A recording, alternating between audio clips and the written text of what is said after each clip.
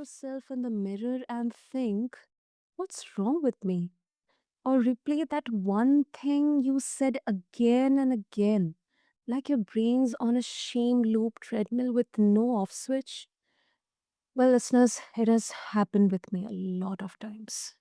Now, today we are cracking open a conversation that goes deeper than mindset or positive affirmations. We are talking about the inner narcissist, the part of us that wears the mask of self improvement but secretly feeds on our insecurity, guilt, and perfectionism. And the wild part? Even the most self aware, healed among us aren't immune to this. Listeners, welcome to the Mindful Living Podcast, and I'm your host, Sana. For this episode, joining me today is Emma Lyons, trauma informed healer and creator of the Trauma Matrix, who helps women dismantle the shame voice that masquerades as self discipline but is actually rooted in internalized narcissism. And this isn't about fixing yourself, it's about freeing yourself. So take a breath, get curious, and let's get radically honest, listeners. So, Emma, welcome to the show, and I'm really, really excited and honored to have you here with us. Thank you so much for having me on the podcast. Great to be here. Um, Emma, to begin with, we'll try to understand about the inner narcissist, but before that, I believe our listeners, including myself, we all would love to know were there or was there any specific moment or moments in your life where you suddenly realized that this inner critic or inner self within you is more harmful than, what you thought? That's a really great question, Sana. And what I can tell you is that I have experienced this really harsh inner critic since I was a child. Like this really, I had a very shaming voice that would say really quite malignant stuff to me. I mean, I had suicidal ideation as a child and as a young adult, and I thought that was kind of normal. And I was also kind of depressed, kind of low to moderate level kind of depressed my whole life, and no one even noticed. I just kind of thought that it was normal. So I definitely had that voice, and I struggled. I found myself really struggling to do therapy, to do all these kind of healing work to deal with the problem, which was basically I felt was shame. There's something wrong with me.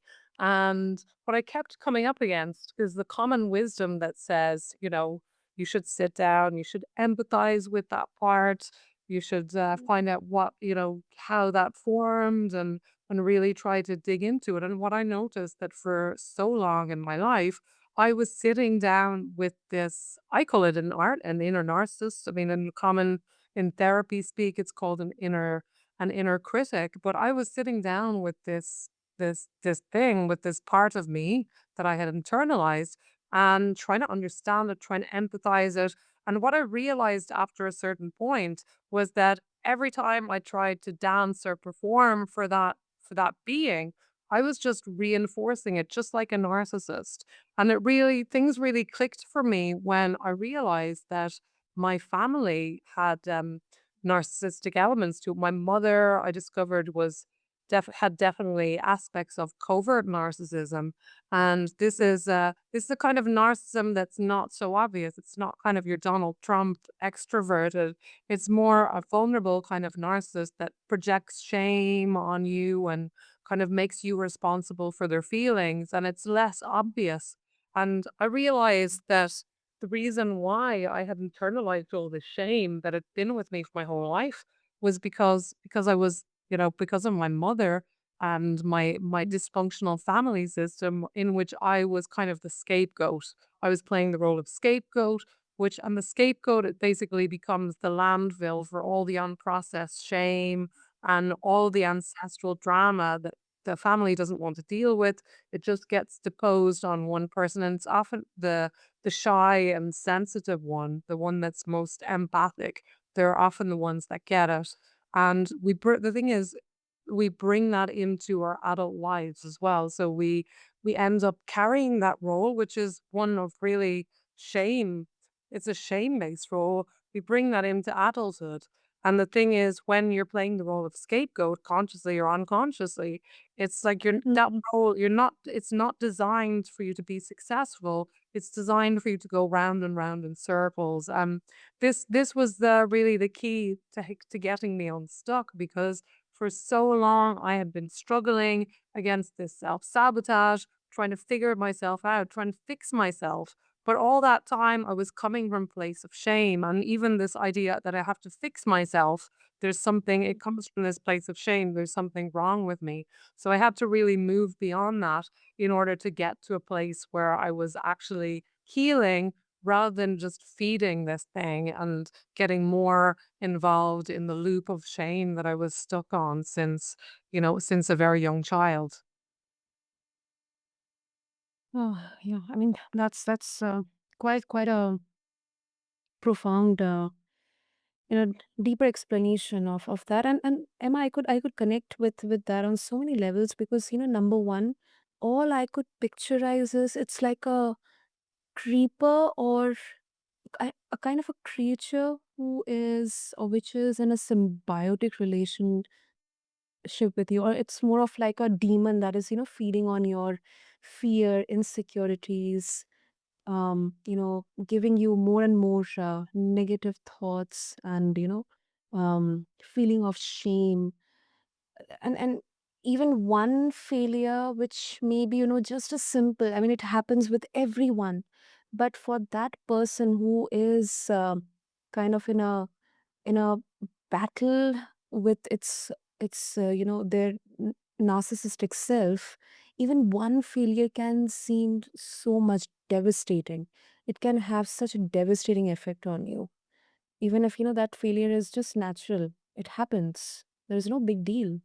Absolutely. And this is the thing. When somebody tries to shame you, like if I say to you, I hate your orange jumpers, and I mean, you're not going to be affected by that. You're just going to think I'm crazy. But we feel shame when the narcissist inside ourselves shames us and agrees with that and says, "Yeah, you look like a fool. You're an idiot. That your jumper is your sweater is so stupid looking." When you agree, that's when you feel shame. So the real way of getting ourselves out of this shame spiral is to address this inner narcissist, and I love the way you've said it. That's exactly how I conceptualize it.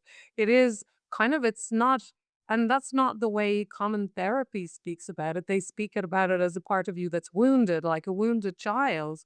But I don't see it that way at all. I mean, for most of my life, that's how I saw it. And I was trying to understand it, trying to take it for tea, trying to feel into it. And what happened is it just got stronger and stronger, and I became more and more under the spell of this thing. It wasn't until I differentiated myself from this thing and realized that it's not me, it's just carrying all that ancient shame and weaponizing it against me. And it doesn't have my best interests at heart. It's not trying to protect me or keep me safe. It's actually trying to destroy me. That really empowered me to say no to this thing and to not let that shame come in and affect me. Absolutely, absolutely. Oh, and oh my goodness, I mean, so many thoughts I'm having right now. One thing I would like to point out here, especially when you mention about like sometimes identifying about our physical appearance, especially in men, women, and girls. Yes.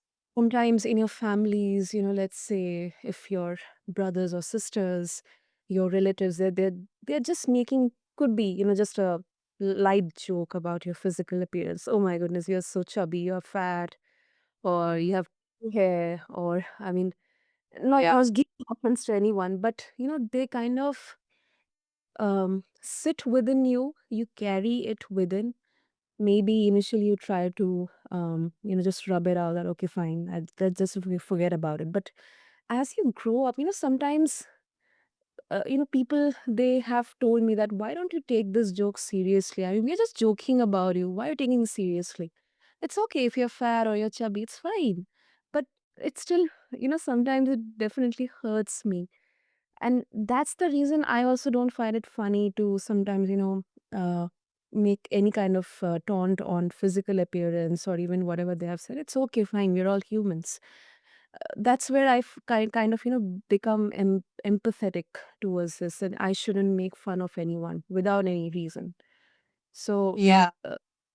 I could actually, yeah, recap that. Absolutely. This is such a good point. And the reason why people do that is because we're all operating out of a sense of shame because it's the kind of culture that we live in. If you look at our governments, everything in society, people are operating out of a sense of shame. The question is not whether they're operating out of shame, it's to what degree they're conscious of it. That's the real key, and to what degree they're connected with it and to what degree it's actually controlling them. That's the real question. So, yeah, and shame is weaponized when people are carrying shame, like your brother and sister. They carrying their own shame, and one way to offset that to make you feel a little bit better is to make a joke about someone else and say, "Oh, Sana, you're really fat," because that makes them feel a bit better about themselves. So it's a way of kind of passing on the burden of shame to someone else.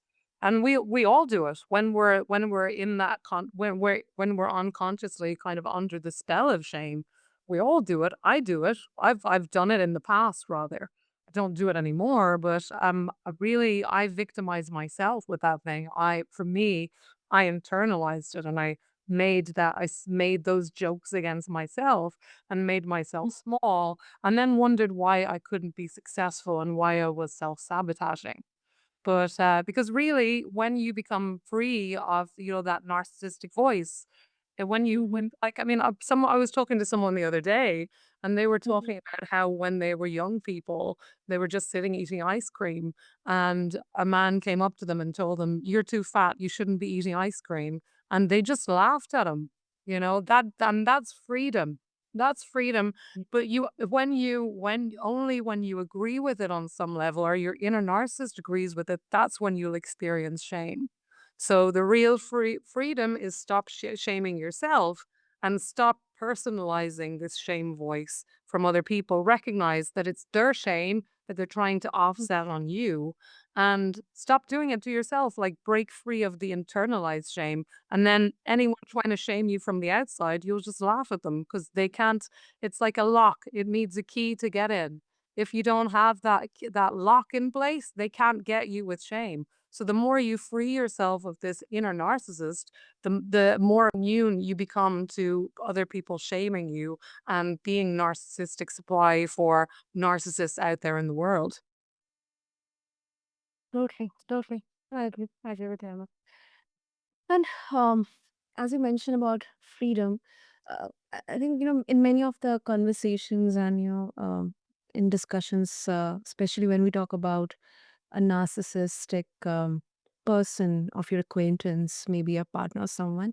So, Mm. a very brilliant, very effective, way of tackling, quote unquote, tackling them is to either question them back or just showing that you're not affected by what they have said. You have heard it, but it's not affecting you. Okay, fine. Okay, you have said that, but here's what I feel. This is my opinion. And I also believe that that kind of internal dialogue, that self-awareness has to be there when it comes to our own inner narcissist self. I mean, I would love to know your opinion on that, Emma. That's a great point. So when someone tries to shame you, or when a narcissist tries to weaponize shame, or any person, you don't need to be a narcissist to do this. Like I said, it's so normalized that people do it on the regular with other people and with themselves. The way to separate yourself from this voice is to recognize that it's not you. You don't. Dr. Ramani, who's an expert on narcissists, she says, "Don't defend." It's deep is the acronym. So don't defend, don't engage, don't explain, and don't personalize. And that really sums it up. So you don't defend. You don't defend yourself. You don't engage with them and try to argue with them. You don't try to explain yourself, and you don't personalize. You don't take it personally what they're saying. And that's when you just laugh at them. Or just walk away. They can't attack you, or they can't get any supply from you if you have no receptors to it and you don't defend yourself, you don't engage, you don't explain, and you don't take it personally. Then they have nothing. They have nothing that they can take away from that conversation. There is no conversation. Hmm. That's a really good one, Emma.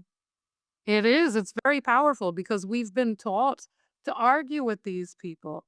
We've been taught, and the same thing with this inner narcissist voice. And that's what kind of made the penny drop for me when I realized, all the advice out there about narcissists out there in the world. They say, don't defend, don't engage, don't explain, don't personalize. You can't change these people. They're going to continue doing what they're doing. And you've just got to get away from them and gray rock them and not take it in, because anything that you do is just going to give them more supply and keep the thing going. And it's the same with that inner narcissist that we have inside of us, that parasite that we have. It's exactly the same. We need to not defend it, because when we defend ourselves, same thing, it feeds on that. When we engage with that, same. When we start to explain ourselves and justify and take it personally, it just gives more fuel to this thing and it gets bigger and bigger and stronger and stronger. So don't give it any rope. Don't try to explain. Don't defend yourself. Give them nothing. And then they can get nothing from you. Exactly. Exactly. Oh, that's yeah. I think we use this strategy when it comes to tackling negativity in our life, or um, why not use the strategy on our own inner negativity as well? Exactly. And that's not what's the common wisdom. The common wisdom is that you want to integrate this thing. You want to integrate it. You want to understand where it comes from. You want to empathize with it. But this thing is shaming you. It's not trying to help you. It's not a lost part of you. It comes out of it many narcissists. They were brought up in toxic environments themselves, so they became narcissistic as a kind of strategy to that. And you can understand that with the narcissist that you meet on the outside world, but still, you don't stand there and let yourself be abused by them. You walk away.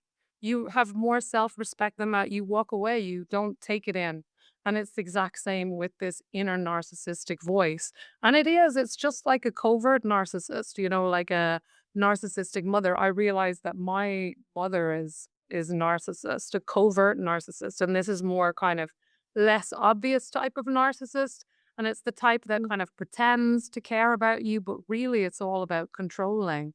For example, when I was in my 20s and I was mm, traveling in Mexico and I lost my passport or something, my mother was on the phone to me and she said, "You have to call me every day or it means you don't love me," which is classic, emotional manipulation. But mm, phoning her every day doesn't make me any safer. That's not for my benefit. But I'll tell you what that is for. That's to soothe her anxiety.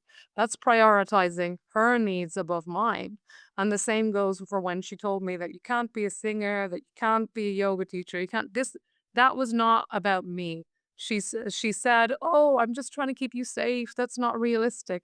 But again, that was centering her own anxiety and her own feelings about that. And my feelings were to the side, it didn't matter. That's not realistic. That was her protective device. It was nothing to do with me. And this is the thing with narcissists, or that inner narcissistic voice. The same thing. It tells you that it wants to keep you safe, but really it just wants to squash you, it wants to destroy you. It wants to keep itself safe. It wants to keep itself in that leadership position where it's controlling you. And it doesn't want you to break free of the shame. And this mm, is what we do when we say no to it, and when we don't react to it, and we don't dance to its tune, and we don't also defend ourselves or rebel against it. Because if you're rebelling against the voice, you're still controlled by it. The best way that you can break free of this is to actually just thrive, do what you want to do. So you're not mm. doing what the voice says or that inner narcissist says, and you're not just doing the opposite. You're doing what you want to do. what turns you on, what sets you on fire, what makes you excited. Just do that regardless of what the voice says, and that is the best thing you can do. Thrive, do what you love. That is the way of liberation from this voice. It wants to keep you small, it wants to keep you in that tiny little box, and that is not beneficial for you. That is beneficial for it. Exactly. Exactly. It kind of, wants to um keep you within the boundaries so that you are n- kind of unable to take any risk, even if you know. I mean, I'm just talking practicality sense, that this risk may be a good step for me, maybe this personal development step, or maybe this particular, if I move to this place, or if I move to some different country, or if I Yeah. learn something which may not conventionally fit into the framework that I've been brought in, the system that I've been brought in. It kind of will tell you that don't do it, don't do it. What makes you wanna. Exactly. It tells you that to stay safe, stay in your box, stay where you are, stay unhappy, stay controllable. That's what it's all about. Stay stay subservient to it. It doesn't have your best intentions part or in at heart, I should say, at all. And this is in real stark contradiction to what the common wisdom is saying about this shame voice. It says to sit down with it, empathize it with it, and understand it. And I say that I've done that for a long period of time, and that got me nowhere because that shame, it's a bottomless pit. The more you sit with the shame, it has no end. Because especially in Christian, I mean, I was brought up in a Catholic country, so Okay. there's this with Christianity, for example, we have this idea of original sin Yeah. and also forgiveness. So you got to forgive. So shame is it's like the cross that we bear to prove that we're good people, and you have to be good and you have to carry shame makes you bad, makes you good. It's kind of weaponized, and we also use it as a shield because if I've done something bad, I feel shame about it. So that makes it okay. We've got to forgive ourselves. But it's this circular, it has no out to it, that kind of philosophy. It's like a double bind. There's no way out. And this is why, like in a country like Ireland that is really Catholic, and this is why I believe so many people have alcohol problems because it's this deeply entrenched sense of shame. And alcohol and drugs and things like that give us it. We when we drink and when we take drugs and things, we press pause on that for that time period. It gives us some temporary relief from the emotion, and shame isn't really a normal emotion either. Shame is not something that babies feel. Shame is something that is taught. It's not naturally occurring because I know that is to say that it's naturally occurring and a little bit of shame keeps you healthy. It's a very Eurocentric idea because yes, it is normalized in European cultures because of the Christianity and the idea of sin and shame and all of that.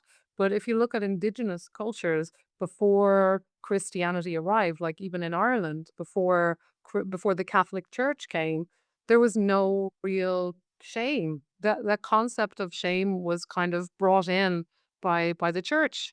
The same with indigenous cultures in, the Americas, in Australia, for example. If people kind of did something bad, it was kind of this restorative justice thing. It wasn't like you're bad, you have to go away, you have to go into exile. It wasn't like that. Yeah, and like shame works in the short term. It's a quick weapon. You get people to do what you want, but in doing so, it is always toxic, even in small amounts. And we take a little bit of shame there, a little bit of shame there, and we internalize it, and it becomes extremely toxic. People that commit the worst crimes are often carrying a ton of internalized shame, and their actions, however terrible, are a reflection of that. Mm, yes, yes. And Emma, I mean, that's a very um bold observation because the world will be really, really divided on this. And it's not only one country, one culture, or one continent. I think it's across multiple cultures. Yeah. And um, we, I mean, especially I have been very kind of, been vocal with my family members sometimes on this, that, something that may not be true, or something which may be identified as a shame. uh, what's the reason behind this? Why is it a shame? And why we have to repent in the most extreme ways, just to make sure that we realize that, this is shameful, we have done bad, so we should always be kind of, receiving Well, the. Mhm. yeah, I mean, shame is this idea that you are bad, and that's the distinction between shame and guilt. So guilt says, I've done something bad. And shame says, I am bad. There's something wrong with me. So they're two different things. And, the Catholic or religious Christianity, for example, we have the two often get mixed up because even when you do something bad, oh, I've done something bad, we feel a sense of shame about that. But usually when we do something bad, there's shame mixed in that, and that becomes a toxic concoction. Because you can argue that guilt is it serves society in some way because you recognize that you've done something bad and you do something about it to you apologize or you say sorry to the person. So but shame says I am bad. That can not be good. That is always corrosive.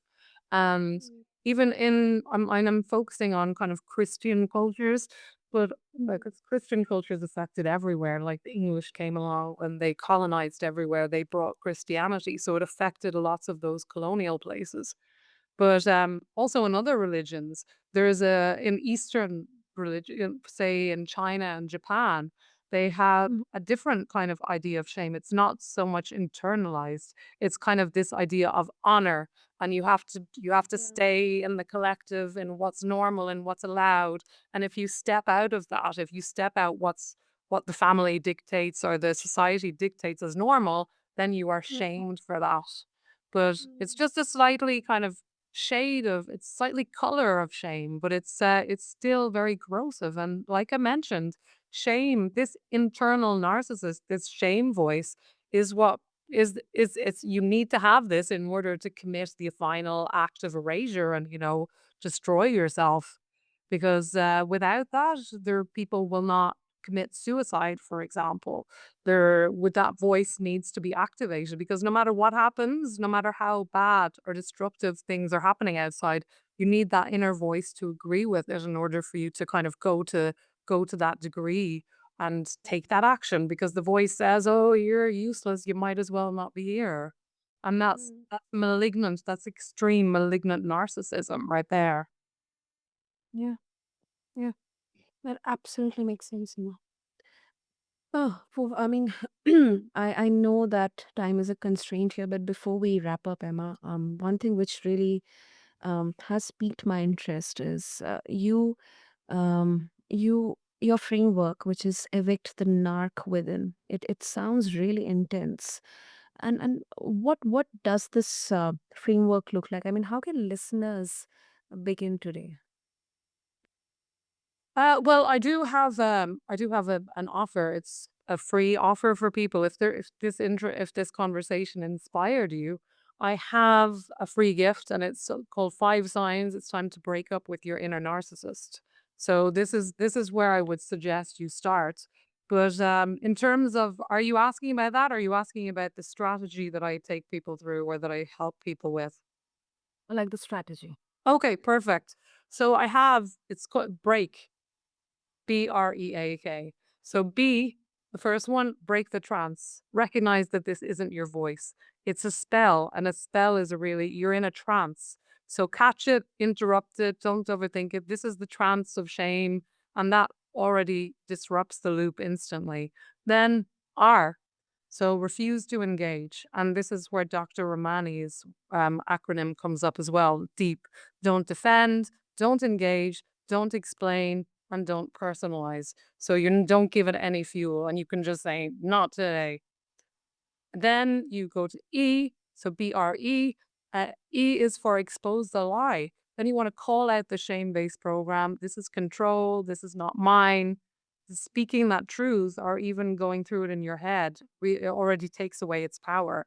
And then you want to anchor it. Come back to your A for anchor. Come back to your body. Feel your breath. Feel your feet.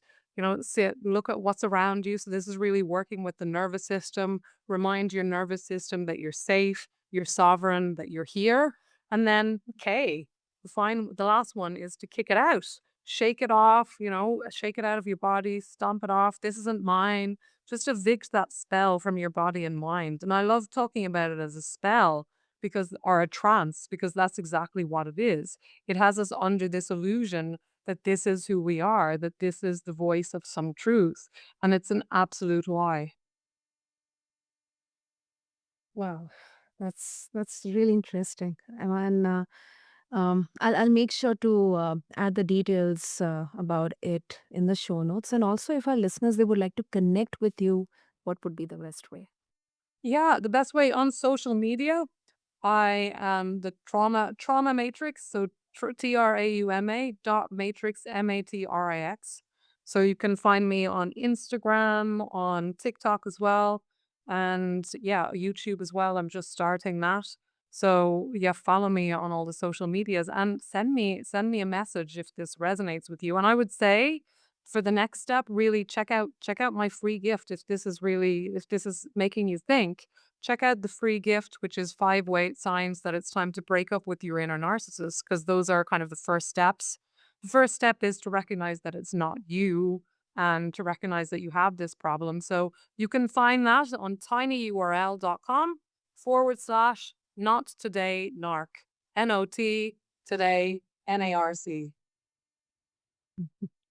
Wonderful. I'll make sure to have all the links and details in the show notes. And Emma, you know what? This conversation it didn't feel like just an interview, but it was more of kind of a bit of recollecting, remembering, because so much of what we explore today, somewhere down the line, I have also lived too. So thank you so much for bringing this up, for sharing your journey, for enlightening with your experiences and insights, and giving us such a raw, honest edge on this. Yeah, absolutely. Great to have to be here and to share this message and just to say, stop trying to decorate the cage of shame and claim your freedom. Get out of that cage. You don't have to live with shame anymore. Absolutely. Absolutely. So, to all the mindful listeners out there, that quiet inner voice that sounds like wisdom but is really shame, that endless loop of I should know better by now, the way high functioning can mask deep exhaustion. We have explored a lot today in this conversation, listeners, and I would like to invite all of you to check out Emma's resources, her free gift, connect with her. Just refer to the show notes along with this episode. And this is the kind of conversation that doesn't just inform, it transforms. Until next time, I'm your host, Sana, and this is The Mindful Living, where we talk about the things that matter because we have lived them. So be kind to yourself, and that voice you're learning to hear, it's not just healing, it's homecoming. Thank you.